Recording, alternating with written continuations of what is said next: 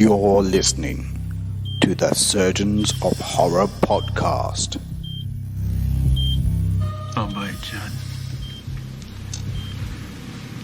What's the bottom of the truth? Well, sometimes that is better. Hello, welcome to the Surgeons of Horror podcast. Its purpose is to dissect the horror films that we've grown to love, whether they're old or new. And with the upcoming release of Stephen King's Pet Sematary hitting Australian cinemas this Thursday, April 4th, we thought we'd delve into the genesis of the novel that the movie was inspired by, Stephen King's original 1983 classic, the 1989 movie adaptation, along with this current release. I'm your lead host for the podcast, Saul Muerte, and I'm joined for this podcast episode with Nick Alford. Welcome aboard, Nick. Thank you, Paul. Good to be here as always. Yeah, good to be here. I'm still in my house and you're in yours. But, yeah. That's the beauty of the internet connection. So long are the days where we used to kind of just have a chat in the audio booth back at work.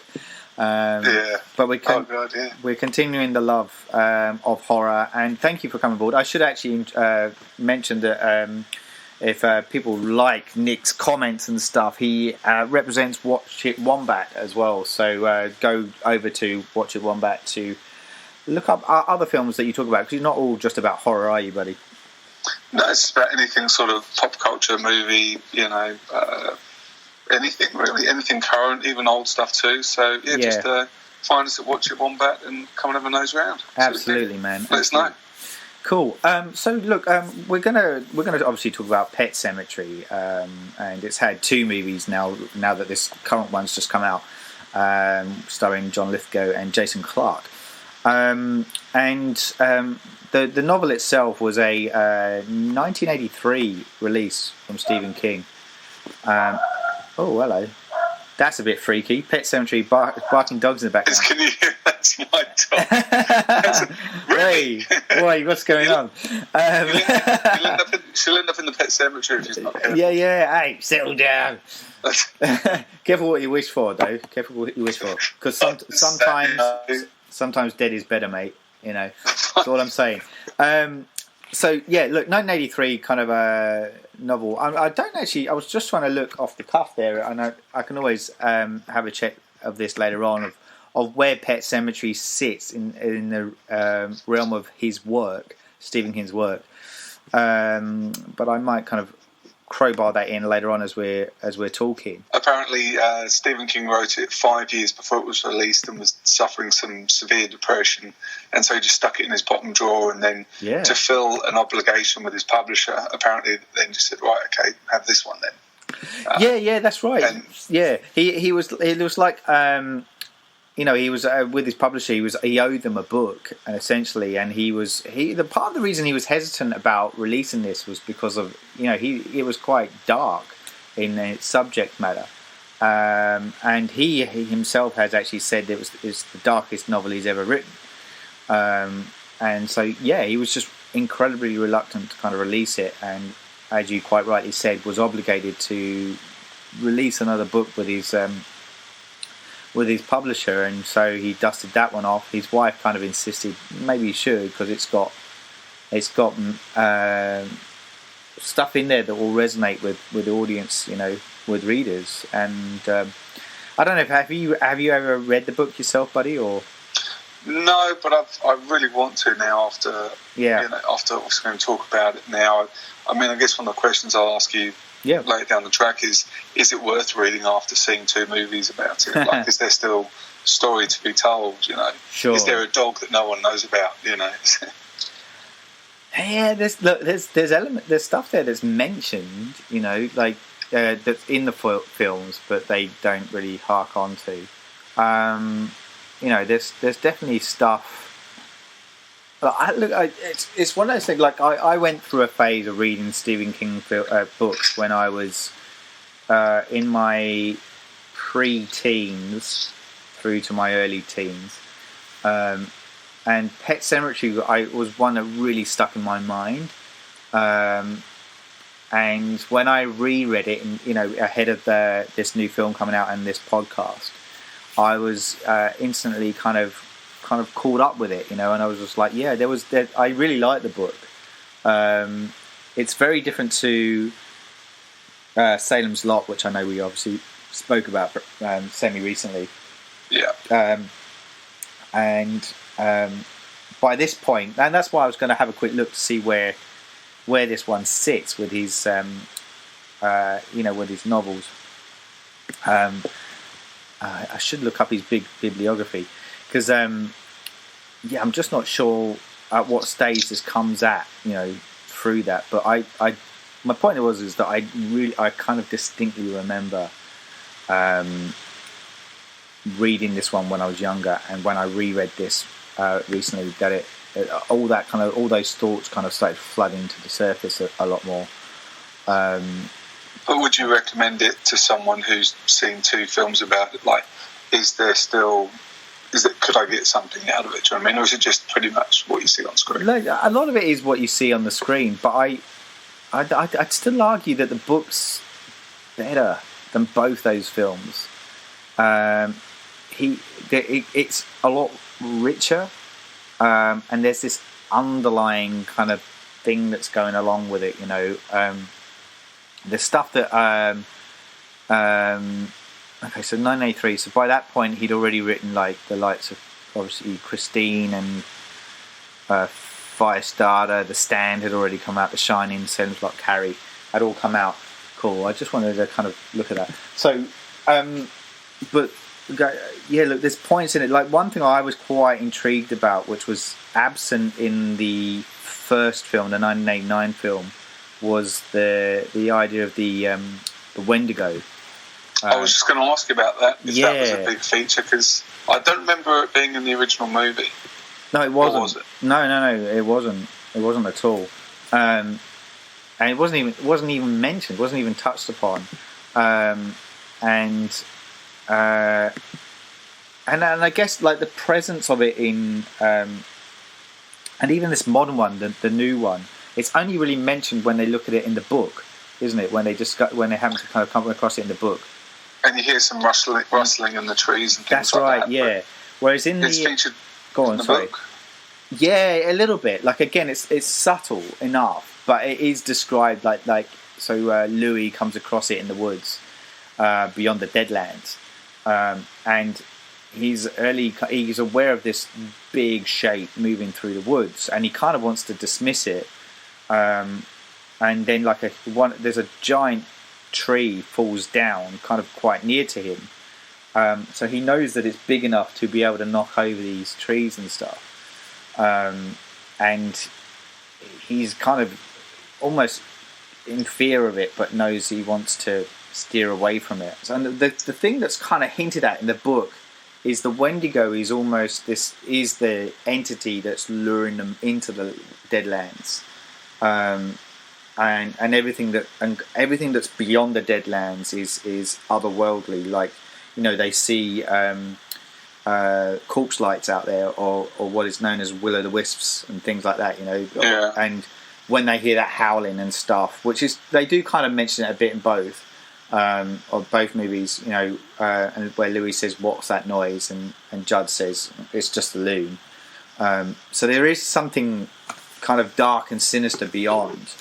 And for those that don't know what a Wendigo is, it comes from like a folklore background of this mythical man-eating creature in the northern forests of around the Atlantic coast region, and it's this larger than life kind of creature essentially. If you Google it, you can get some pretty kind of cool images. It almost kind of looks like a stick cross between like a stick figure kind of thing and a moose.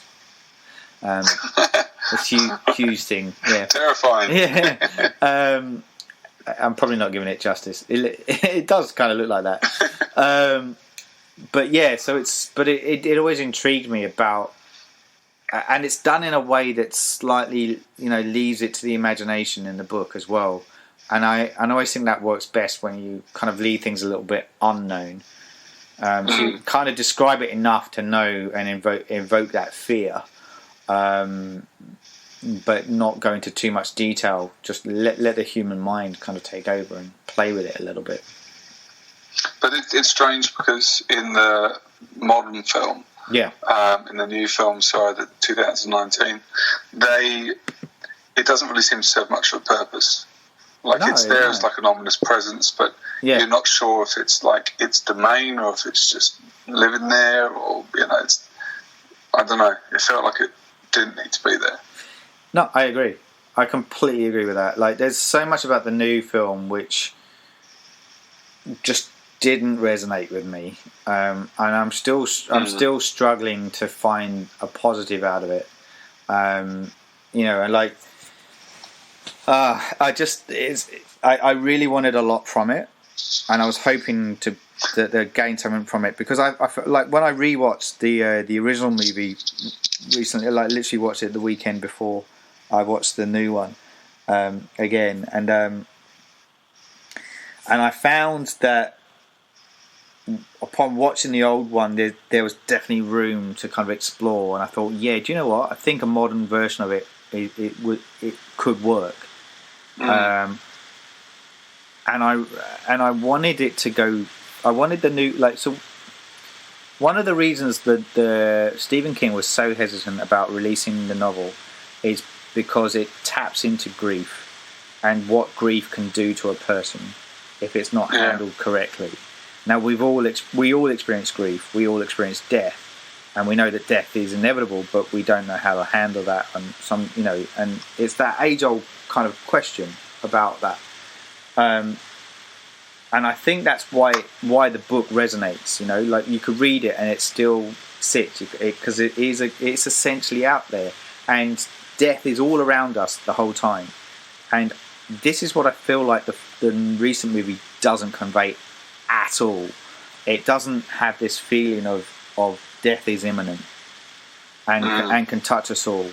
And even when the characters talk about death, it's done in a jokey way. The first time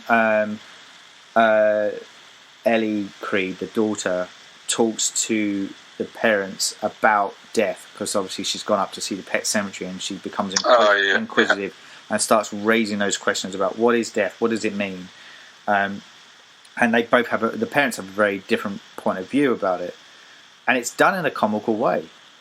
And it felt like that was the tone moving forward. Death is just a joke. And when Ellie essentially is the one that comes back from the dead, even that is kind of comical, where he lies in bed with her. It's awkward. He feels awkward. You can sense he's awkward, but it comes across as funny. And so I think it kind of just lost a lot of the meaning. And so I was really hoping the new one would go dark and really touch on something that is like, death is a conversation that we should be talking about. It's become a taboo thing, and we as a society aren't open enough to discuss the fact that it is an everyday occurrence. And Louis's character is that. He talks about it in the book and in both movie versions. Because he's a doctor anyway, but he talks about death quite frankly and quite openly. And I find that really refreshing as a character, to be able to do that, especially, as I said, death has become such a taboo thing. And I thought this new movie had a perfect vehicle to open that discussion up again and make it an interesting point of view. But it went with a very different angle and different approach, and so I kind of was left a bit wanting after that, going, that's a shame that it went there. Yeah, it was a bit hard because there were, like, I went with a mate who's not really into movies or horror movies even, and he was sort of asking me, like, was it supposed to be a comedy? Because there were genuine moments when everyone just started laughing, and you're not sure if that was deliberate or, like there'd be moments where Ellie jumped up from behind or creeped up from behind the bed, and it looked like it was done with a comical intent. Yeah. And it was bizarre because there was nothing to be gained from laughing there. Like, you lose all the tension. Yeah. You want to build that suspense, but when it's like, oh, okay, just being silly. It's almost like a reverse, an anti-jump scare. Having that element of humour just brings you down another level. Like, they've spent enough time building it up, and it's like, oh, Okay, a little giggle, nothing really funny. Yeah, or just like a quirky look, or suddenly Church the cat will come out and just go meow, and it'll be like, oh, you know. Yeah, and really even Church was comical.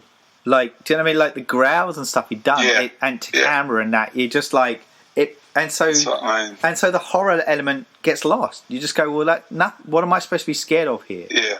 And it was relying too much on jump scares. There was like something like 4 or 5 truck jump scares that came across. So many truck. Yeah. I'll be honest though. The first 2 truck jump scares got me. Yes. Okay. There was those 2 with the trucks. Like, even though you know what to expect, and like even with Zelda falling down the dumbwaiter shaft. Yeah. Like, you're looking up an empty dark tunnel. You know it's coming. Yeah. Yes, there's a big sign saying jump scare coming right here. Even then, I still just went, whoa! Yeah. It still got me, and you could tell it got the rest of the audience in the cinema as well. Yeah. But, you know, the truck ones felt a bit lazy. It's like, we need to throw in some extra scares to make it a scary movie. Let's just throw the cat in, and he'll jump out. Yeah. You know, or a truck. It was very lazy directing in that sense, and storytelling in that sense. And it was a shame, as I said. Like I really wanted so much from this movie. And the other thing the other thing I felt when I came out of it was, for a film that's meant to be about death and grief, it lacked in any emotion from the characters, so that we weren't feeling anything for any of the characters when these things were happening. You know, even the neighbour, like with Judd, the neighbour, and him suddenly kind of being quite... And I love John Lithgow, and I actually came out of it still thinking he did such a fine job as Judd. He was great, yeah. So I don't mean it in the sense of performance-wise. I mean purely from the emotion that the characters are feeling was void. And I just felt like when Judd is talking about how much he... loved the cat because, you know, and had genuine emotion towards Ellie. You're going, really? I didn't get that at all. You were quite cranky with her, and the point where he went over for dinner and sat down with them, and you know, and they're having that kind of family moment. I just felt that it felt so forced. It didn't feel genuine at all. It was like, even though it was like coming for dinner, you feel like you've missed out on weeks of them getting to know each other. Yeah, it's like It's like, I'm a cranky old dude, get off my lawn, cut to, having dinner. Oh, that's a good cat. Yeah. Hello, little girl. You have a special place in my heart, and all this stuff. I'm like, whoa, where'd all this come from? What have we missed? Is there like 8 hours of deleted scenes in here that we missed? Well, look, and that's always hard, though, isn't it, to convey all that in a film, because you're restricted to a running time. But in the novel, like, Louis ends up... he describes Judd as almost a bit of a surrogate father, but even at points saying he was his best friend, and doesn't really realise that until quite near the end of how genuine he felt about this old guy. Because when they first meet them, and that's the other thing too. Like, both films kind of stripped out the Norma character, which was Judd's wife. Oh, right, yeah. And I found that odd both times. I was like, why do that? And because, like, in the first one, we get replaced by a character that's called, her name was Missy Dandridge, right? So she's the maid that keeps coming over and helping and tidying up around the house and stuff. So we kind of get her, and I felt like, oh, maybe that's what they're doing there. They've got her as a replacement, and she's the one that commits suicide because she's in so much pain by hanging herself. So I thought, well, in that sense, you kind of forgive it because not what she does, but the replacement of Norma with her, because it still echoes the fact that death is always around us, and it showed a different form of death with her committing suicide out of the pain. And the Norma character is also, so Judd's wife, is also a character that's in an immense amount of pain. And I remember that. Yeah. And so Judd is Louis is kind of genuinely kind of looking out for her, and she's a bit bedridden and kind of comes into the in and out of the conversations that Judd and Louis have, but she's a presence, and when she actually dies in it, it's actually quite a lead up to it. She has a heart attack first, so this is all sowing the seeds. She has a stroke during the trick-or-treating event, which is Ellie's first kind of trip out trick-or-treating, and Ellie's with her at the time it happens, but it's told from Louis' perspective when Ellie comes running up to him going, something's happened to her, something's happened, and he comes up and she's had this kind of heart attack essentially, and gets taken into hospital. So when she eventually does die, it's as I said, it's a sowing the seeds of death always been around us.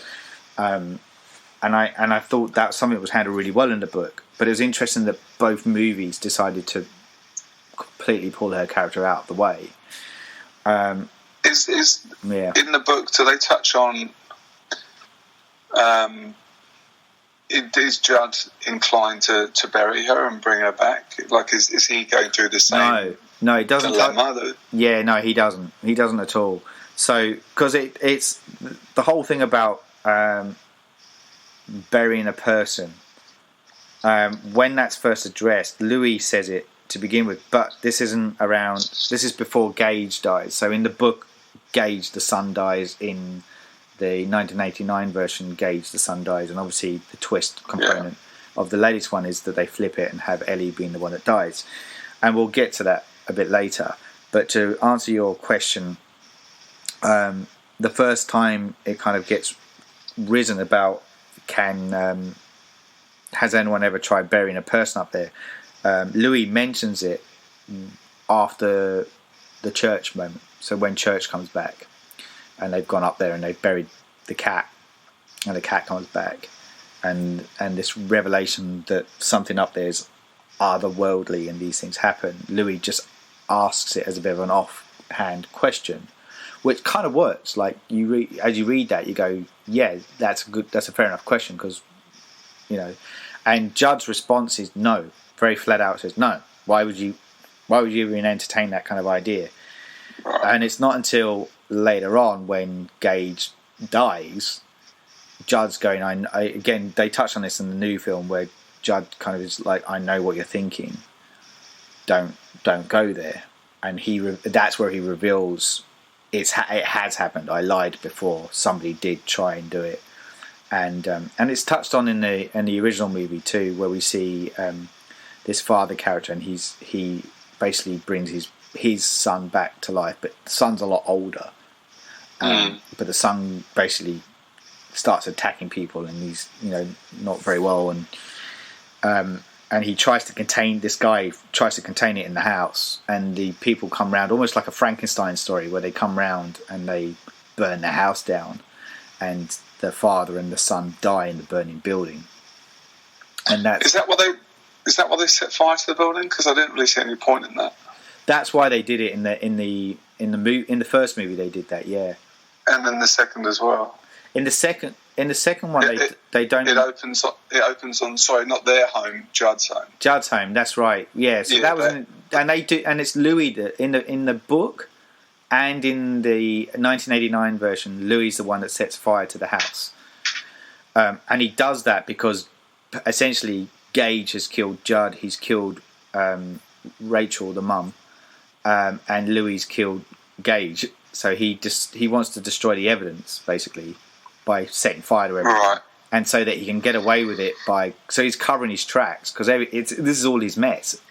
He's the one that goes back up there to resurrect Gage, and in doing so, Gage comes down and kills Judd and then kills Rachel. So he wants to wipe the slate clean. From as far as everyone knows, Rachel's still alive, like outside of him.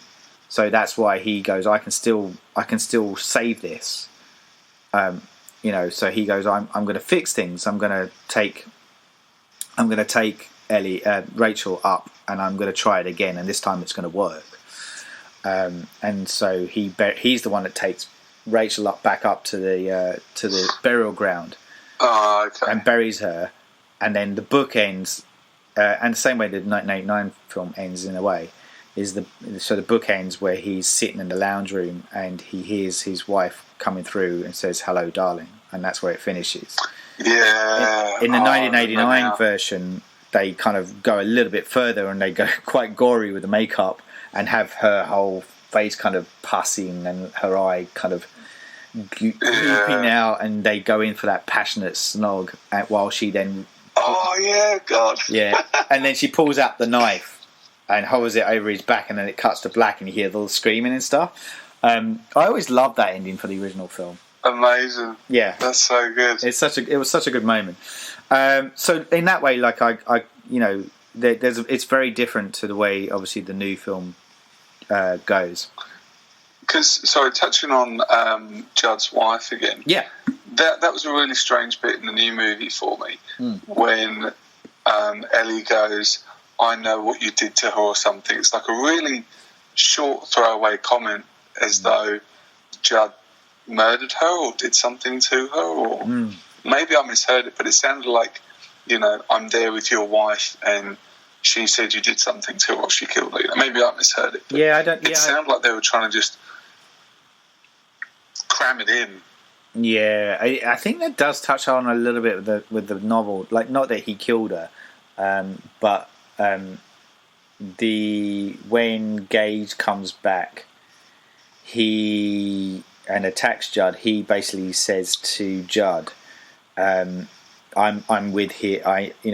I've seen your wife, and she's a whore. She always was a whore. She slept behind your back with your best mate and all this stuff." And so he's trying to get a rise out of Judd. So he insinuates that stuff was never quite right between the two of them, and painting a very different picture to what we've been led to believe. And I think maybe that's what the new movie was trying to touch on a bit. Yeah, okay. But like I said, a lot of it just got missed for me with the new film. To its credit, I think it was trying to pay a bit of an homage to the original movie, and to the people that may have seen the original movie, by making these deliberate twists away from what people were expecting. But that's what annoyed me. I know that's what annoyed you. Yeah. I know because for me watching it, having not seen the original in a while, I'd be like, "Oh yeah, there's that cool scene," and there's a few moments where they deliberately set up those scenes and then just subvert it at the end, where it's like, okay, it's Ellie who's going to die, and instead of cutting with a scalpel under the bed, he does it down. It happens down in the cellar. It just feels like, okay, so it's exactly the same. You've just changed one person or changed the location. Yeah, I don't feel like that's enough. Yeah, and it was just. Sorry, go on. No, I was going to say, I quite liked when they did that in the bedroom scene, because it plays on two parts, because everyone thinks they always hide under the bed. So even if you weren't aware of the original movie, it is kind of cool that he kicks the bed away, because he's like, it's under the bed. You expect it to be under the bed, and it's not. You're right. That's what you want them to do in a horror movie. It's like, don't do the obvious thing, and he didn't. Yeah. So that makes sense. And I kind of like that, and I also in turn like the fact there was also a nod to the fact that we're not actually going to play by the rules of what you expect for those that have seen the original movie.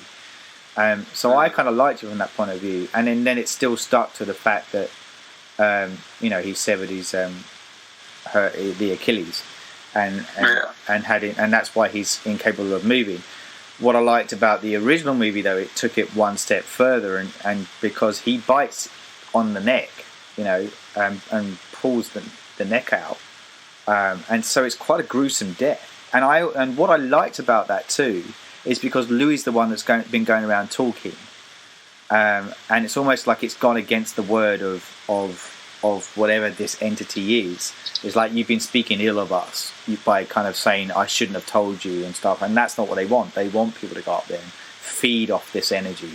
And I like the fact that by ripping out the vocal cord, that's almost like a way of them saying, yeah, this is why we're killing them. Oh, nice. I didn't pick up on that bit. I don't know if people did. This might be just purely my own interpretation of it, but I kind of like that. I thought, well, if that's the way I want to read it, I think that's kind of a cool thing. So there are kind of elements that it does, bits of twists along the way, and obviously the Judd's wife bit was one of them. The switch of the gender thing was also interesting. I don't know about I've got to be really careful because I know that a lot of people were praising the girl's performance in the new one, Jet Lawrence, I think her name was, and I apologise if I'm pronouncing her name wrong, but I found she was just okay, like mediocre. I didn't find her. I didn't warm to her as a character when she was alive. I found her probably a bit more engaging when she was dead, because at least I thought it was a very macabre kind of approach, dark sense of humour to her. But then as soon as that early part was played, it became one note, and I was like, yeah, you're not offering anything beyond that, and yeah, there was elements in there, and I had this thought about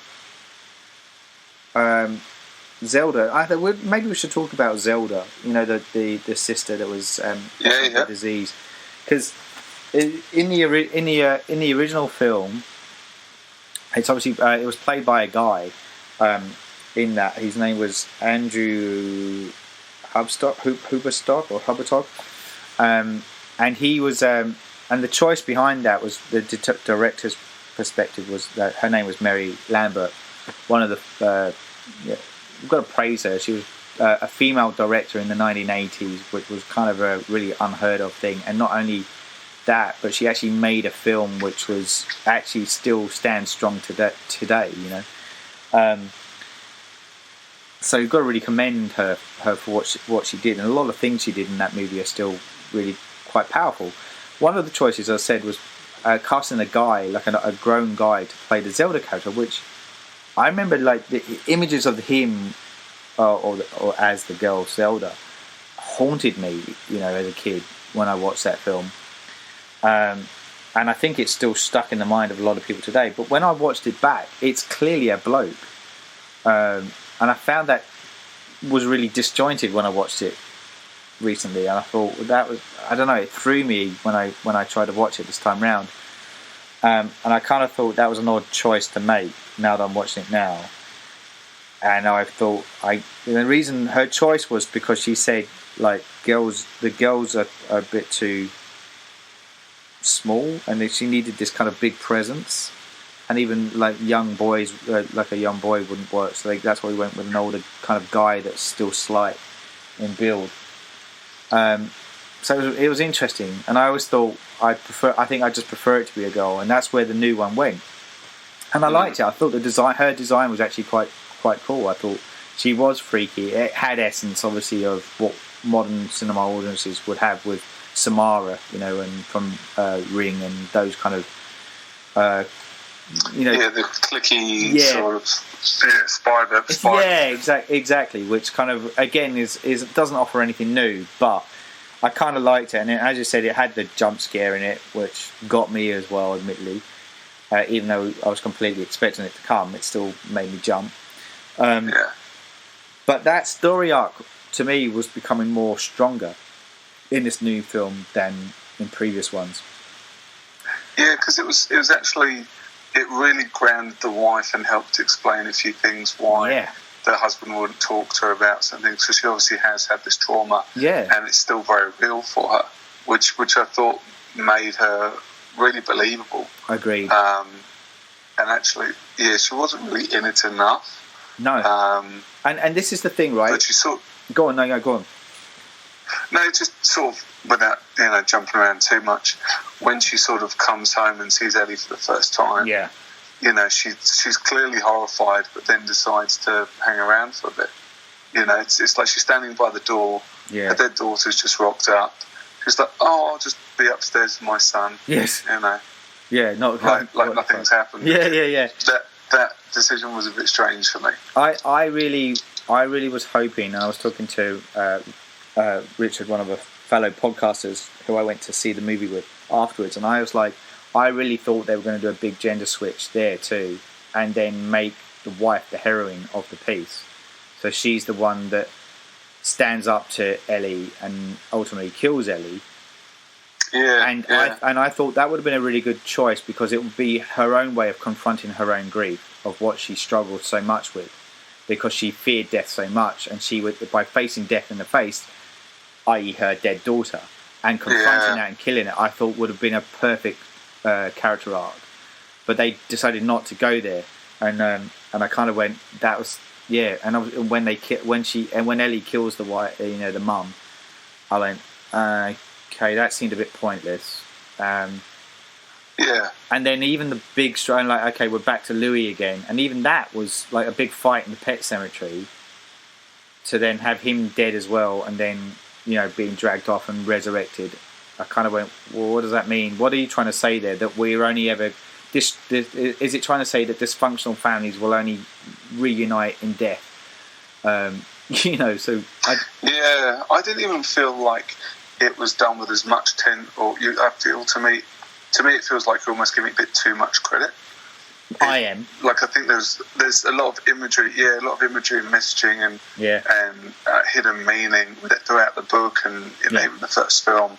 But with this one, I almost feel like they've got the script, they've got the acts. They're just like, but what if? It was Ellie instead, or at the end this happens. I maybe I'm wrong, but it just feels to me like, with the ending, it was just like, let's try and do something a bit different to what's just for the sake of it. Not to try and get a new message. Do you know what I mean? Maybe I'm being cynical, I don't know. No, I completely agree with you. That's exactly where I came from as well. And if I'm not conveying that, then I'm just trying. I guess I'm trying to play devil's advocate with it. But I completely agree with you. Like, I was incredibly underwhelmed by the ending. That last act felt so rushed, and it felt like to me they didn't actually know how to end it. And they went, well, what do we do? All right, well, we've got to be slightly different. That's it. Slightly, cutting edge. What do we do? All right, let's have them kind of all resurrected at the end. And in the ending as well, with the with Gage in the car, and then it cuts to black and you hear the unlocking of the door. I'm just going, right, okay. And we even sat around at the end to see if there was a post credits bit, because I thought maybe there is going to be a post credits thing, because that just felt, but no, nothing. So I don't want to be too savage, because but I do want to champion horror films, but I feel like this was just a big letdown. I was really disappointed. Yeah, and it's weird as well, because the day before I'd seen Dumbo, which is obviously another reimagining or whatever you want to call it, and I had the same sort of thing. I felt like there were exactly the same beats, and they just tried to add another layer to it or try and change it, but didn't really do anything new. Yeah, and that's what I'm worried we've got to look forward to. Like, I remember at the end of last year, I looked at the lineup of films that are coming up, and so many of them are based on original properties, or they're just a sequel or prequel. Yeah, and I think actually it was announced yesterday. It was announced very recently that they're might be doing a prequel to this movie, to the new Pet Sematary, which is probably what you touched on with maybe Judd's family and things like that. Yeah. That's interesting. I don't see the point of that personally. I don't see what unless you do all the backstory of like him as a kid and where it all began. That's one thing. One thing I did like about this movie, the recent one, was the kids' procession through the forest bit at the beginning, because it lent itself to this kind of folk imagery, like which is very now, where folk horror has been kind of resurrected again. And I liked that element of it, and I wanted more from that, because I felt from the trailer I was like, oh, that would be really interesting if you went that route, and it became this kind of very Wicker Man-esque kind of we keep everything insular here, and these are our rituals that we go through, and played more on that would have been kind of interesting. And I thought when they were hinting that they were going to go in a different direction with this movie, I thought, that if that's it, that might be actually quite a cool stroke to play. Me too, yeah, like this historical sort of folklore. And then they did try, again, shoehorn something in where there's like, where was it? There was like a photo of, I think, was it in the 50s or something? Yeah. And you see exactly the same kids. I think it was exactly the same kids. Yeah. Doing the procession. Yeah, that's in the right. photo. There was a newspaper photo that he was skimming through and stuff. So he was hinting at like this stuff. And I thought that would have been really cool if he started uncovering this stuff, and it became almost like this secret kind of cult thing where there's everyone's aware of it, and that's hinted a little bit in the movie, in the novel, is this fact that not everyone's aware of it, but some people are within the village, and it's a bit of this kind of very tight-knit kind of group that are aware that this thing does exist beyond the pet cemetery, which I thought was kind of interesting. Is it sort of, sorry, is it case, because the ground's gone sour, or whatever the phrase is. Yeah. Was it originally built by Native Americans, and then the Wendigo came in and then turned it? Do you sort of think, is that what the message is from, is that something you think might happen? It was either that or it's the flip of that, in the sense that it was always a land that had a mystical component to it, and the Wendigo's presence was always there.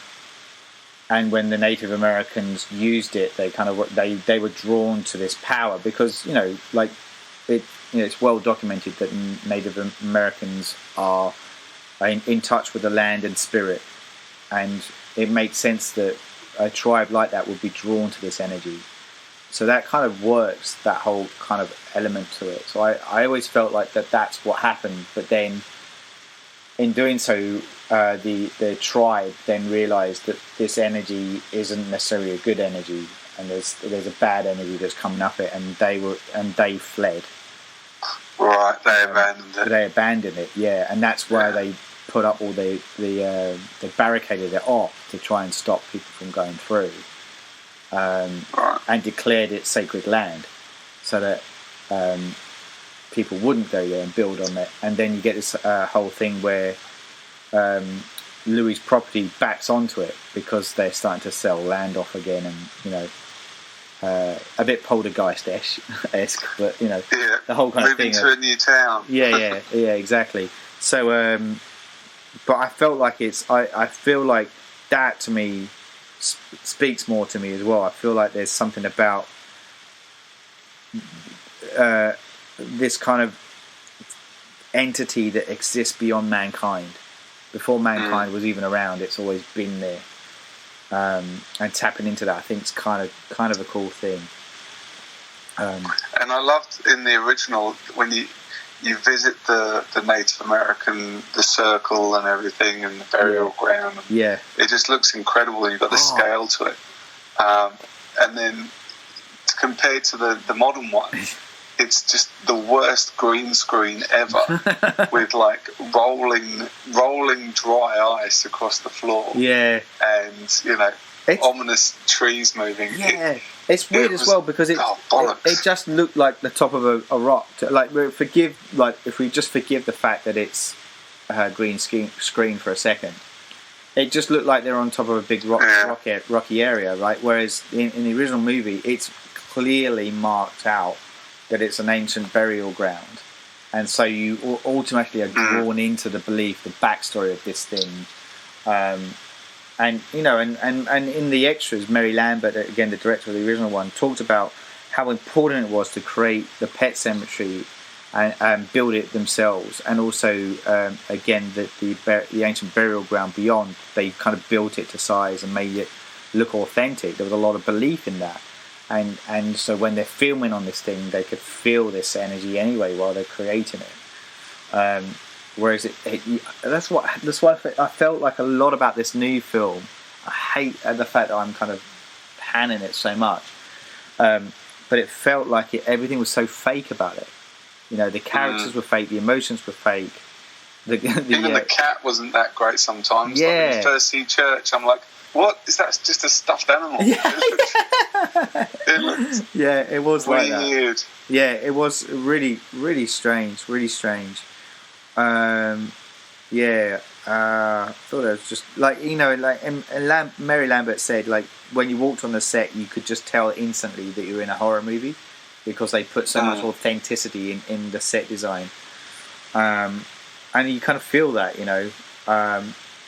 It's very strange choices made in this new one.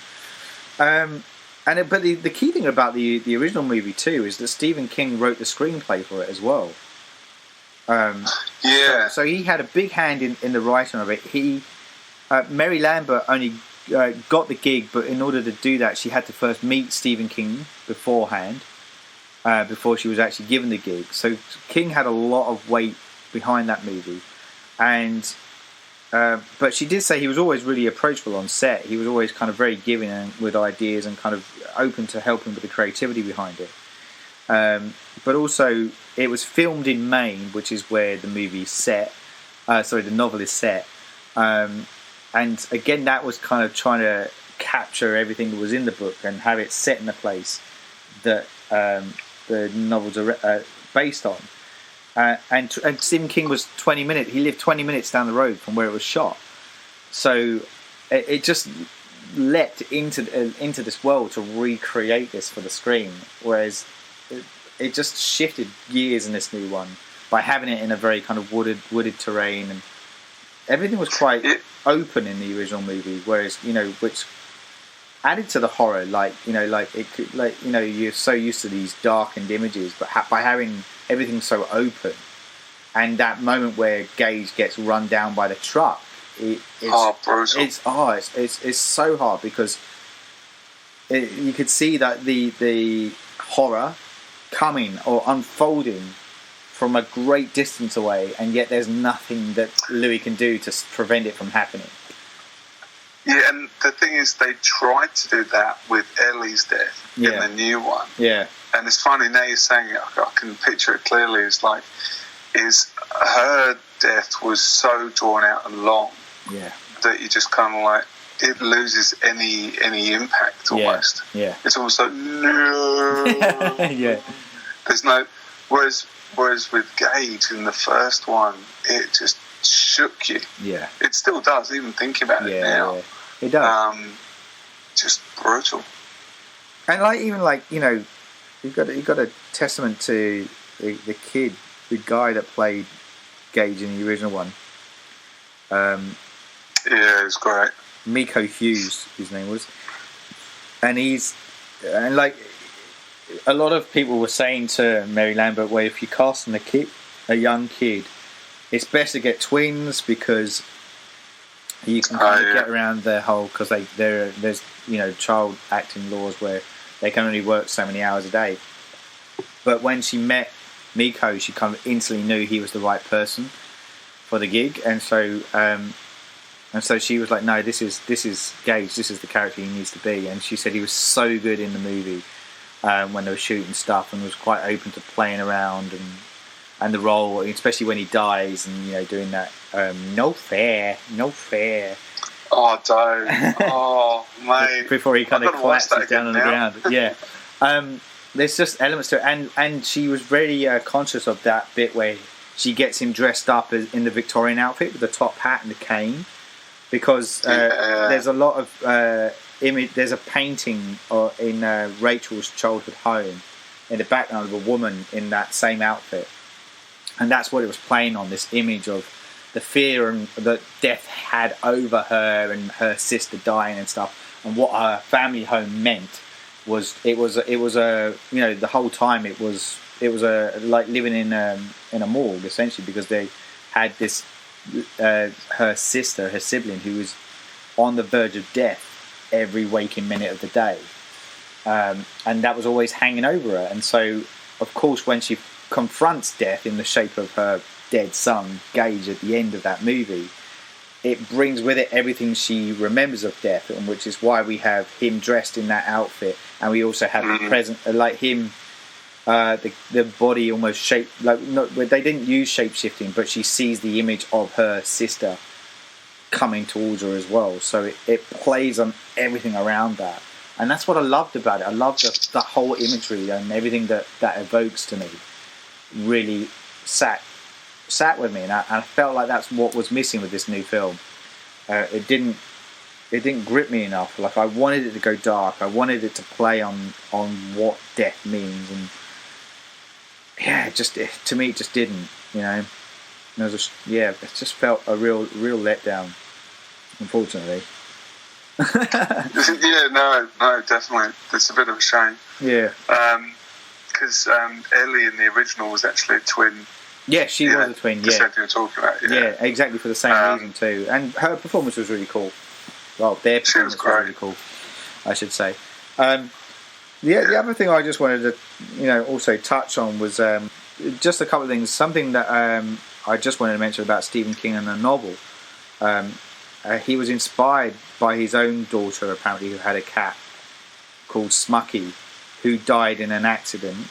I don't know whether it was a car accident or not, but died, and him having to explain to her about death, because that was her first real interaction with it, was something that really struck with him, and that's what he kind of took that and carried that into what is known as the Pet Sematary novel. There are suggestions that King was also inspired by a novel that was called The Monkey's Paw, which was written by W.W. Jacobs, and that it was kind of like I think it was part of a collection of stories, but like one of them is there's a story in it where this character gets granted 3 wishes to the owner of the monkey's paw, and the wishes come with a bit of a price attached to them, and where people's fate comes into play. And the reason why I talk about the inspiration that comes from that is that if you look at the Pet Sematary story, there are you could argue that there are 3 wishes there as well. So the first wish would be bringing Church back from the dead, because he doesn't want his daughter to be impacted by death. Yeah. But it has its repercussions because Church comes back not the same. Then Gage dies, and so he brings him back. So that's his second wish. He was like, I want to fix that. And then that comes back with its bad news. But then the third thing is he brings his wife back. So there's, again, it's playing with the 3 wishes thing, but it never shows it, but it hints that that third thing isn't going to end well either. Fair enough. So I found that kind of an interesting kind of component to it. And also, apparently, with a lot of this book apparently is very similar to his life, with, like I said, with his daughter, but also he had a near miss with his son Owen. Yes, that's exactly right. That was the other thing. I was just looking at my notes, going, "I've missed something." But yeah, exactly right. And that fear of that hung over him, that stuck with him, and I think that's why it was such a hard book for him to write, and why he was so reluctant to release it, like we said at the very beginning. We didn't mention much about the Pascal character. So the Victor Pascal character that died by being hit by a car. It's the first like real gruesome moment that happens in the hometown where they live. So.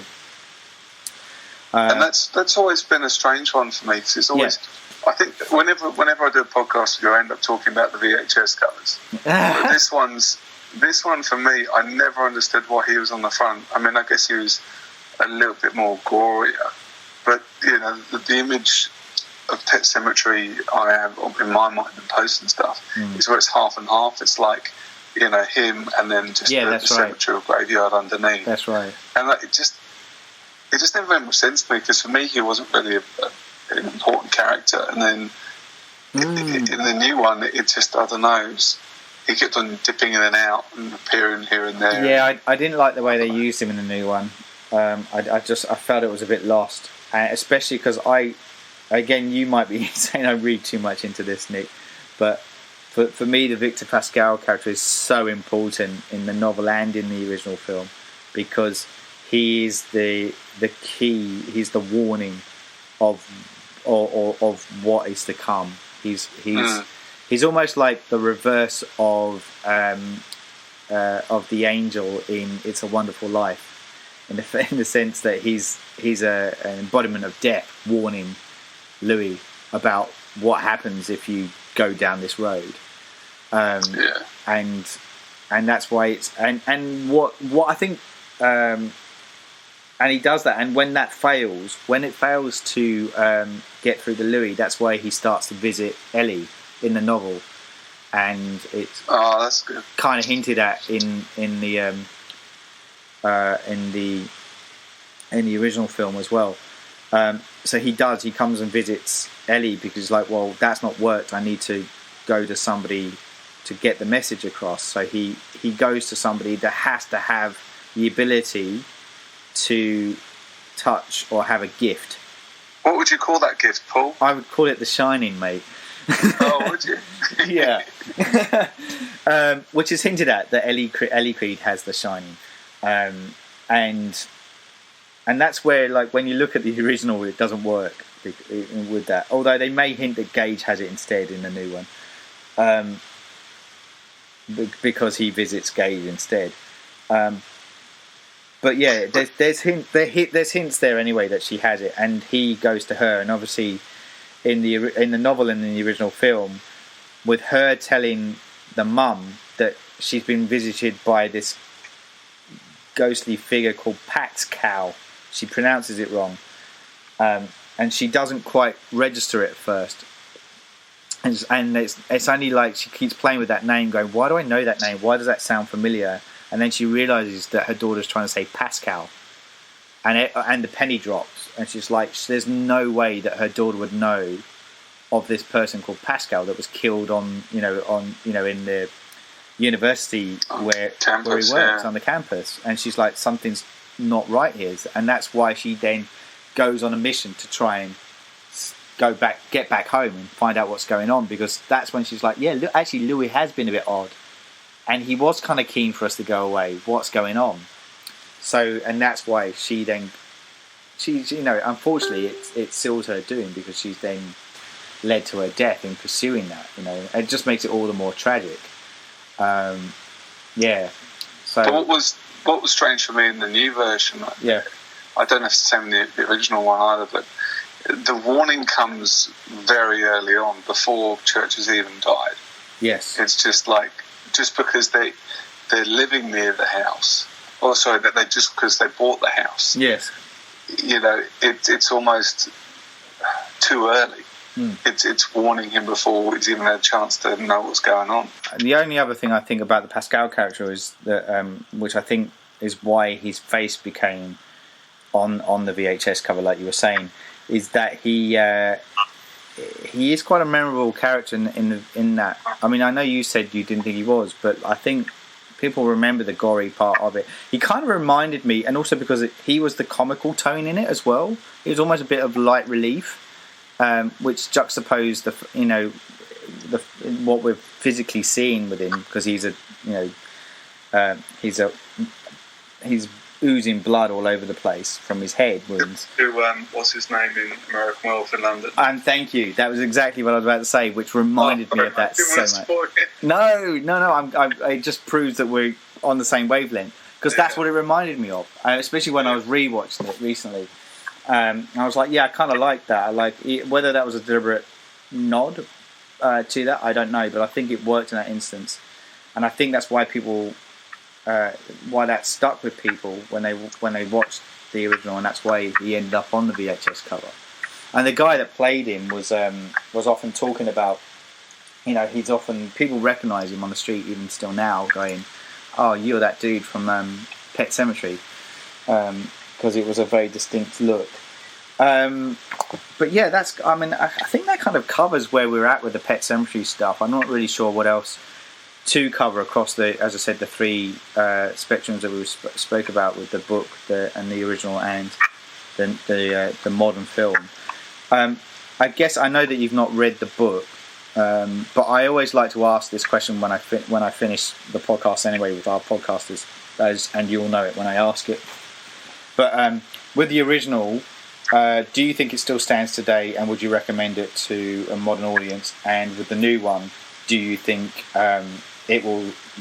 So Pet Sematary just celebrated, the original movie's just celebrated 30 years. If we fast forward 30 years down the track, do you think people will still be talking about this new movie? I don't think so, because I don't think there's anything new there, to be honest. I think there's a few horror tropes that it kind of touches on that we've seen before. I still have such fond memories of that original movie because I watched it as a kid and it was genuinely terrifying. Yeah. I genuinely got.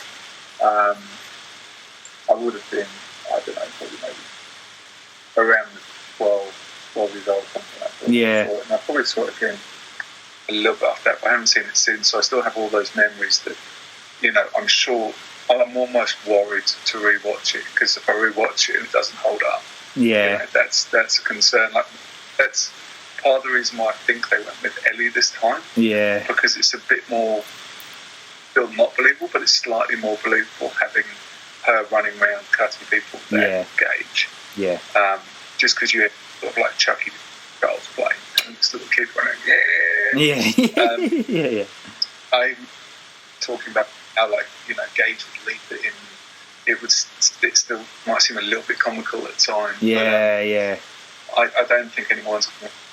I mean, look, it sounds like we have just been bagging out this, as you say, the new version. I'm always careful to choose my words because it's not a remake. Because they're not remaking the film. No, they're not. That's right. They've definitely. It's an inspiration from the novel. Yeah, like, I think on the whole, it was still enjoyable. I think it probably tugged on the nostalgia strings for me more than anything else. But like, there was that great bit in the original movie. I was still interested in it. It's a good film. It's good. It's the same as Dumbo. It's a good film. It's fine, but I'm not sure how necessary it is.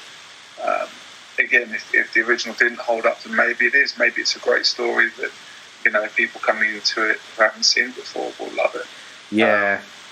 But for me, who has fond memories, it was incredible. There were some good jump scares. I actually, contrary to what you're saying, I actually thought Ellie was pretty good. The actress. So I've heard. But then I find Jason Clarke sometimes hit and miss. Yeah. He was okay. He felt a bit too rigid. I don't feel like you really got to care for him too much. I agreed. And John Lithgow, but he was kind of just doing John Lithgow. Yeah. I do love him, but it just didn't feel, didn't really stand out to me. The actual the little Gage, the kid, was really good. Like he was. They had some odd ADR moments where they recorded the voice separately. Yeah. Where they'd be hugging him, then you'd hear like, "I love you, Daddy." Yeah. And that sort of pulled me out of the movie. Yeah. But on the whole, it was good. I think people. I'm sure my kids will watch. My kids really want to see this film already. Sure. Just because of the imagery, they've seen the kids in the past and they're like, "Wow, that looks awesome." Yeah, but I want to watch that. But you're not watching that. Yeah, I know exactly. That's the thing. I think it's a lot of smoke and mirrors with this film, and it doesn't. You what's the expression? You peel back the outer layer, and there's nothing underneath it. There's no substance to it. And I think that's where I feel let down. Because you've got the rich story of the book background in your head. Yeah, I think that's playing against it there. Yeah, that's what I was about to say. I think I'm coming in it with Stephen King tinted glasses on. And so I'm not watching it with those fresh eyes, and which will be interesting to see what the modern audience would take from it. But I say that, but then if we use the more recent Halloween film, I felt that sat more in a contemporary setting. It had something contemporary to say, and it still played the nostalgia card with the nods to the original movie within it, to satisfy those people that grew up with that film. And I think that's kind of what I was hoping for. I was that kind of similar thing coming out of this movie. And then just to throw in, Blumhouse are going gangbusters with a lot of their production stuff, and whether you like them or not, they're kind of hitting a bit of a note perfect thing within speaking to the new generation with their movies that works. Like the Happy Death Day kind of both those movies kind of sit so nicely within that market, that they're definitely doing something right and tick those boxes. And when you watch that, even as an old duffer like myself now, and not necessarily who it's aimed for, I appreciate what they're doing with those movies and go, yeah, do you know what? Yeah, it might not be for me, but I can see how this is speaking to the next generation. And I don't get that from this movie. I don't get that that's playing the same card with Pet Sematary. And I think they're at the risk of becoming a bit formulaic as well with some of the Blumhouse stuff. It's like, more the same kind of rhythm to each movie, and you need something a bit more different every once in a while. Like even though Get Out, I love Get Out. There's obviously hints of other movies within it, but it's still very much its own film.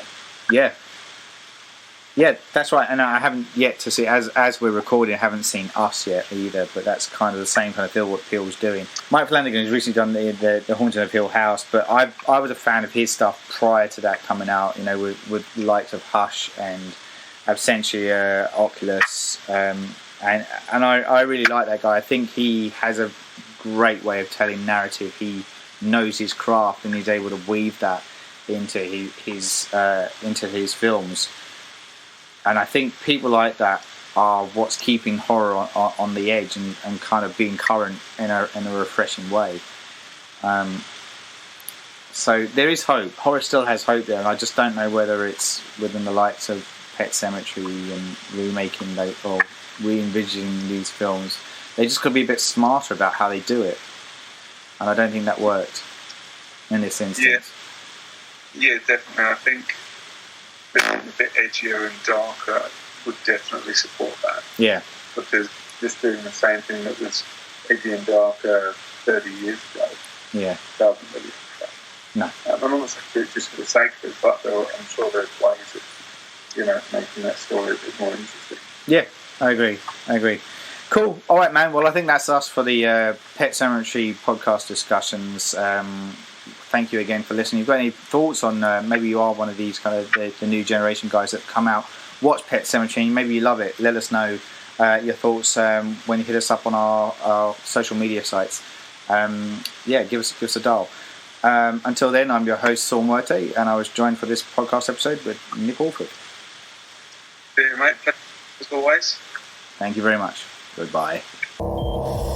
You're listening to the Surgeons of Horror podcast.